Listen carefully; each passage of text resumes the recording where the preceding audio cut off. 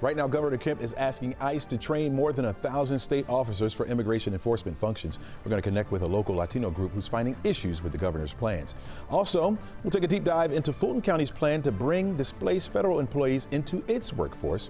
And you may want to keep an eye on the sky for something that won't happen for another 8 years. This is The Take. Let's get it.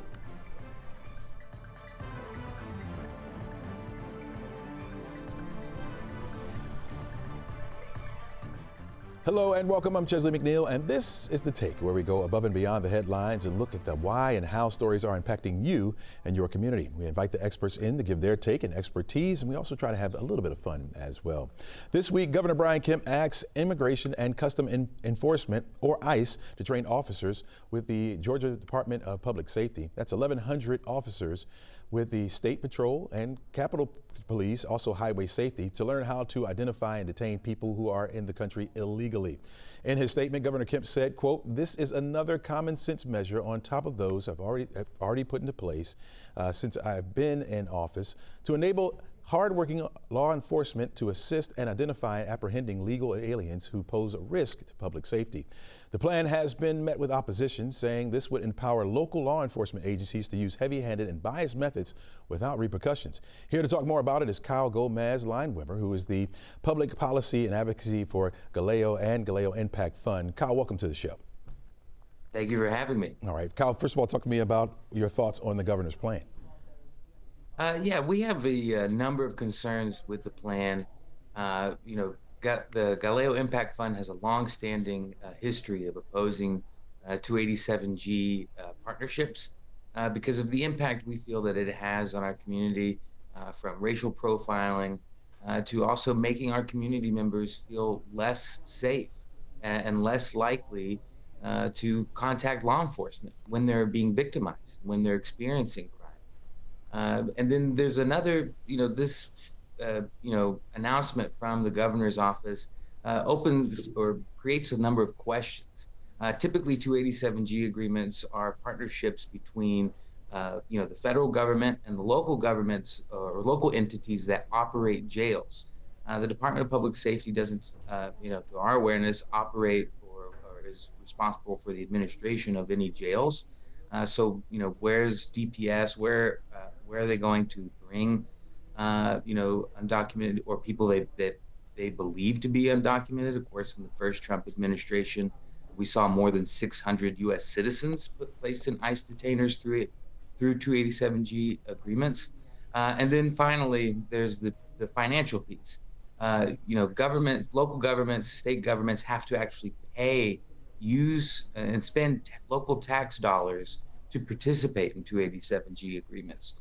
So we have a number of concerns with this announcement. Yeah, you talked about some of those concerns, the dangers. Are there any more? What else do you see if this plan actually goes through? Well, I mean, again, there's a question of, using state resources to train DPS officers who don't operate or administer any of the jails operating in the state of Georgia. Is it a good use of funds? Does it make our community safer? We believe it doesn't, because we've seen that when local entities enter into 287G agreements, when laws like, for example, 1105 from last session or SB 21, which is up for consideration this session, are passed that target immigrant communities, that actually leads to an underreporting of crime, which makes all of us less safe. What do you see as an alternative, or what would you offer up? Would you see any middle ground in this at all? Well, we just don't think that using funds to, coordinate with ICE is the best use of state resources. We feel that if you actually want to make a community safer, you need to take the time and resources to invest in building trustful relationships between all segments of your community, so that everyone in our community can come out of the shadows. And that way it's actually easier to find and target those bad actors who are a threat to everyone in our society. All right. Kyle Gomez-Lineweber, really appreciate you joining us today and giving us your insight. Appreciate that. Thank you for having me. All right. Other headlines that we're tracking on this Wednesday: overnight flames broke out at a mobile home community in Beaufort. Firefighters say one home caught on fire and spread to a neighboring home. 6 people and 3 pets were able to get out safely. There was no official cause of the fire, but one homeowner that we spoke to suspects that it started from a fire pit that was not fully extinguished. All right, happening today, Clayton County Board of Commissioners will hold its State of the County. They're going to talk about the next priorities for the county. It starts at 11:30 at the International Convention Center. Kennesaw State University is breaking ground on a new residence hall today. The Summit 2 will house 462 students and is set to open in the fall of 2026. The facility will feature suites and community space for first-year students. The ceremony will start at 2 o'clock on main campus today. Let's take a look at our 7-day outlook for today, and today will be the warmest day of the week. 78 degrees for the afternoon high temperature. I would not be surprised if we see a temperature of 80 degrees in some spots. We will have a few extra clouds moving into the area, but won't rob us too much of the sun. We'll call it partly sunny skies. You got to get out and enjoy today because you can see a difference for tomorrow. Look at that temperature drop. Yeah, almost 20-degree drop there for Thursday. And ironically, that's the first day of spring. We'll be at 56 degrees for a high. Got a front that's going to come through. Will bring us some early morning showers, likely when you're asleep. There may be a rumble of thunder or two. We're not anticipating any severe weather at all. We'll clear it out by the afternoon, but we'll be looking at temperatures on the cold side. You're going to need a coat for Thursday. 56 degrees will be the high temperature. We'll gradually start to warm it up, though, as we head into the weekend. You're looking at 65 degrees on Friday. That's close to where we should be for this time of year, but we'll get back into those 70s as we head into the weekend, right at 70 on Saturday. Sunday, we're looking at 75 degrees for the high temperature. Got another system that's going to come in, bring us a little better chance for some rain. Got a 50% chance for rain, and I suspect that'll be on Monday morning. So heading back to work and back to school will be a bit soggy for us. 68 will be the high temperature, and then we rebound once again as we head into Tuesday. We're looking at a 70-degree temperature there. So we're going to do this roller coaster ride, folks, as we head further into spring. You know how we do it. Winter trying to get out of the way, spring trying to come in a battle. That's where we get that severe weather as well, but no severe weather expected in the coming days. Just that cold air that's coming to us by tomorrow, so make sure you grab that coat. Don't go anywhere. You're watching The Take, and we'll be back right after this.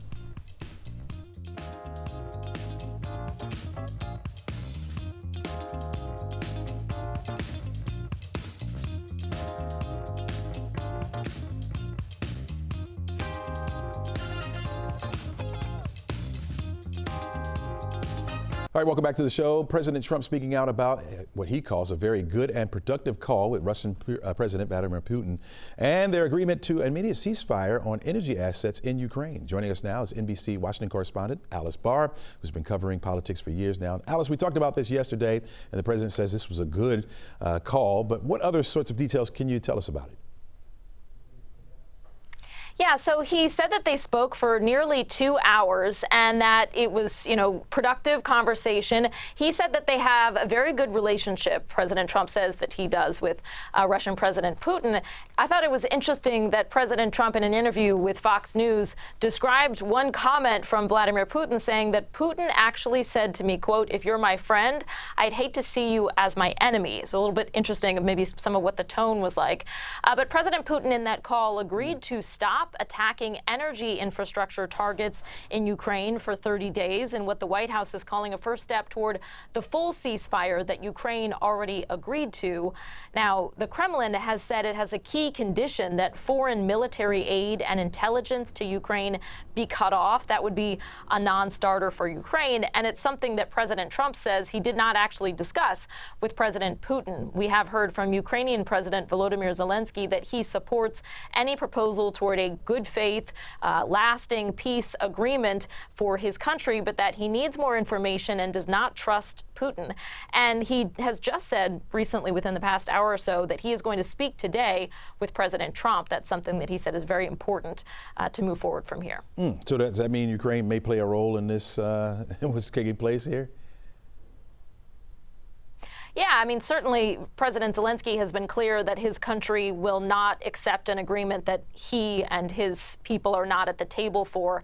He doesn't believe that if there are not security constraints put onto Russia, for instance, taking away military support, taking away intelligence sharing, that's exactly what he believes President Putin wants in order to potentially come back and invade again after any kind of peace deal would be in place. So he's been adamant that he needs to be involved and needs to see some security guarantees before he's comfortable moving forward. Gotcha. All right, let's bring it back stateside here. We saw a rare rebuke from President Trump from Chief Justice John Roberts. How much of a thunderbolt will this be for the White House, you think? Yeah, so this was an unusual thing for sure. Supreme Court Chief Justice John Roberts typically tries to stay out of any kind of political arena, but he did issue this rare rebuke of President Trump's calls for a district judge to be impeached over his attempt to block deportation flights of Venezuelan migrants the Trump administration says are gang members. And Roberts said that the impeachment calls are not an appropriate response to a disagreement over a judicial ruling, noting that that's what the appeals process is for. President Trump was asked about this during that Fox News interview that he did that aired last night, and said that Justice Roberts hadn't actually named him specifically. He spoke about sort of what he'd said more broadly, but didn't say the name President Trump in his statement. But the president continued to double down on his calls for impeachment of this district judge. So evidently not following kind of the letter of the law from Justice Roberts. Gotcha. Also, lastly, Alicia, I understand you're tracking a series of new court rulings against the Trump administration. Can you catch us up real quick? Yeah, another federal judge ruled that the efforts by Elon Musk and Doge to dismantle USAID were likely unconstitutional, and the order gives the government 1 week to reinstate access to email payment systems, etc. President Trump said the administration is going to appeal that, while yet another federal judge has blocked President Trump's executive order banning transgender people from serving in the military, ruling that that violates the Equal Protection Clause. The judge said it's a clear irony that transgender service members have risked their lives to ensure the rights that this ban is seeking to deny them. The judge, though, is giving the administration time to appeal that as well. All right, Alice, thanks again. Really appreciate your insight. We'll see you again tomorrow. Thanks. All right. Parents want to feed their babies in a way that's nutritious and safe. And for millions who rely on formula, this becomes a very crucial source of nutrients during the first few months of life for their infants. The CDC says that 3/4 of all infants will initiate breastfeeding, but after 3 months, roughly 2/3 of that group is relying on infant formula for some portion of their nutrients. They add that most formula-fed newborns will feed about 8 to 12 times in a 24-hour period. This makes choosing the right formula very, very important. Here now to examine formulas that make the grade and maybe those that fall short is Lauren Kirshner. She's the investigative reporter with Consumer Reports, Special Projects team covering product safety. Welcome to the show, Lauren. Thank you so much. Lauren, it seems like that's a short period of time from being breastfed to going to formula. Are you shocked by the how quickly babies go to formula? No, parents make all kinds of decisions. Some parents can't breastfeed. Some parents adopt. Some parents are starting out with formula right away, and some are supplementing with it later. And our report that we did was testing infant formula for contaminants. And I want to share the good news first. There's of 41 formulas that we tested, about half of them had very low levels of contaminants or no contaminants, and showing that there's a lot of safe formulas out there on the market. So let's get right to it. Can you share with us which one of those that we should not be looking at, or parents should not be looking at when it comes to formulas? Well, I would encourage everyone to check out we have a very extensive chart on consumerreports.org on our homepage now. Like I said, there are a lot of formulas that we tested, and we tested the big brands, the ones that you see on store shelves everywhere, like Enfamil and Similac, Pure Amino, some newer brands like Bobby, and some imported brands that have become available only since the shortage in 2022. So there's really a wide range of safe options for parents. We do understand that this investigation was posted just a few hours ago, and so it does list the ones that do have the contaminants in, or not contaminants, but the problems with it. Yes, so the contaminants of concern, I guess we did find some formulas that had low levels of arsenic and lead. Our assessments, we used a very conservative limits, So this is not to panic parents, but just to let manufacturers know that there are safer options out there, and that they could be doing a better job of, testing their raw ingredients in some cases, or their final products. We appreciate what the Consumer Reports and you guys are doing. When you find these things out, how does the FDA get involved, or how do people kind of shut these things down? Yeah, we shared our test results and our methodology with the FDA, and they were when we went to the FDA for questions about how often they test formula and how often they inspect the labs and things like this. They were very receptive and wanted to see our data. And interestingly, after we sent questions to the FDA and sent them our test results and methodology, they actually announced a new initiative yesterday afternoon called Operation Stork Speed, where the FDA and the HHS are going to be, we don't have the details yet because this just came out yesterday, right. But apparently they're putting a lot of more attention and resources into making sure that infant formula supply is safe and shored up against shortages, and that includes increased testing of contaminants. So that was heartening to see, and it'll be interesting to see what that actually looks like. Yeah. So before I let you go, and I'm not sure if you know the answer to this, how long should a parent stay with breastfeeding? Should they stay a little longer just to be on the safe side, or do you recommend? Oh gosh, well, you should certainly talk to your pediatrician about that, because this article was just taking as a given, if you're going to use formula, here are some better choices and here are some worse choices. We're not making any recommendations about how people should feed their babies. Yeah. Trying to put you on the spot there to be a pediatrician, Lauren. See, I was going to increase your job right there. You had a chance. I'm just kidding. Thanks a lot for your report. I really appreciate that, Lauren. Thanks for joining us today. Thank you so much. All right. Don't go anywhere, folks. We got plenty of stories coming up right after the break. All right, welcome back to the show. Last night, fired federal workers rallied at the CDC in Atlanta, fighting for their jobs. At the same time, the Trump administration says it's moving forward to reinstate 24,000 probationary employees across the federal government. Court documents filed yesterday shows 18 departments and agencies are working to reinstate workers to comply with recent court orders. But many employees that are being reinstated won't go back to their jobs. Instead, they're being placed on administrative leave as bosses wait to see whether or not these orders will be overturned. Now, with concerns still strong for federal workers potentially losing their jobs, Fulton County officers are now saying if you're let go by the feds, come talk to us. Joining us now live on the show is Chairman of the Fulton County Board of Commissioners, Rob Pitts. Commissioner Pitts, welcome to the show. Great to be with you. Yeah.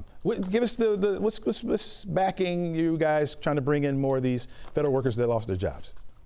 Well, I mean, first and foremost, there are a number of what I believe experienced, professional, competent Fulton County residents who have been laid off, dismissed, resigned, whatever the reason, as a result of DOGE, and that we have, at the same time, we at Fulton County have some 800 vacant positions. These are positions that are authorized, they're funded, but they're vacant. So I'm trying to marry the two together and to give preference to those DOGE, what I call DOGE, former DOGE people who were let go for various reasons, but who are residents of Fulton County, give them an opportunity to apply here for the 800 vacancies that we have here at Fulton County. In addition to Fulton County, it's my belief that the other 15 cities in Fulton County also have a number of vacancies, as well as at the school board, Atlanta Public School System, Fulton County School System, and even the private sector. So that was my idea, and I'll be bringing a resolution before the board today to really codify what I have in mind. And so we're already getting any number of calls already from people who are inquiring as to how do I go about it. They think it's a great deal. Give you a little story. I was in the St. Patrick's Day parade on Saturday, and I had any number, about 10 people who recognized me and ran up to the vehicle that I was riding in, asking me, well, how do I apply? I'm a DOGE worker, so please let me know what I need to do. Wow, yeah, you said come talk to us. Now, you mentioned that you're a Fulton County resident. Are there any other requirements to be eligible for the job? Well, you have to meet the qualifications, obviously, but if you are a Fulton County resident and you can prove that you were displaced, fired, forced to resign, whatever the case may be, as a result of Doge, you come to and apply to us, and you will come to the front of the line, but you have to meet the requirements of the position. They're very competent, I believe, people who are in this situation, and just marrying these two, we have a need, and there's a supply out there. Marrying the two, bringing the two together. You said people have already approached you about it, which is obviously a good sign. I've had again at that parade, we've had people calling our human resources and personnel department as well. Have there been any other counties outside of yours that have contacted you about this program? I'm not aware of that, but I have had representatives from at least two of the 15 cities in Fulton County to do so.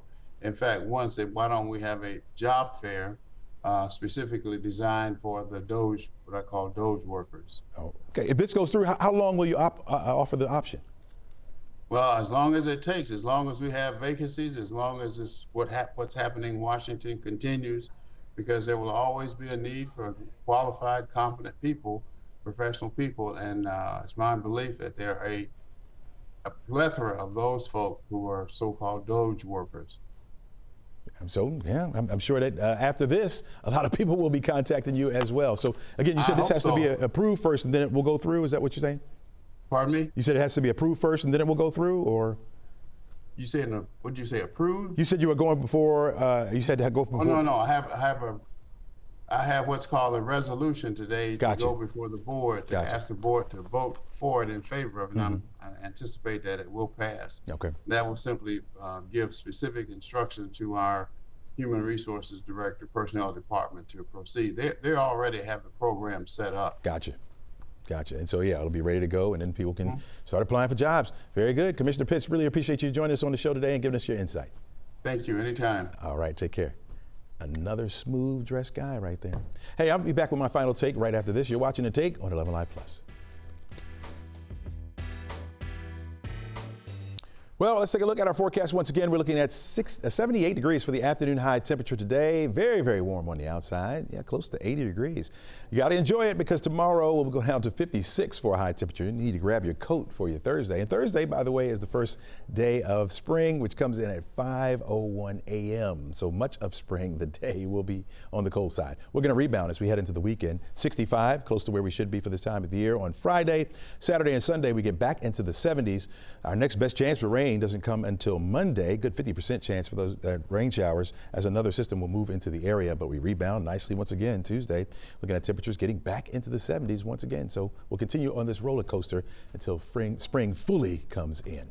All right, before we go, my final take. I want you to keep an eye on the sky for the next couple of days. The planet Venus will make a rare and dazzling cameo this week. Yeah, when referring to the visibility of the sky, it's often called as the evening star or the morning star, depending on when you can see it. But this week, the planet will be visible in the sky both in the morning and the evening. Yeah, through the end of the week, you can do that. It's going to be very nice. And I wouldn't be surprised if you see an increase in marriage proposals. That's because Venus is known as the love planet, a planet of beauty and romance and self-worth. So go ahead and buy those rings if you can, because this won't happen again until 2033. So go ahead and propose on me. Say Chesley sent you.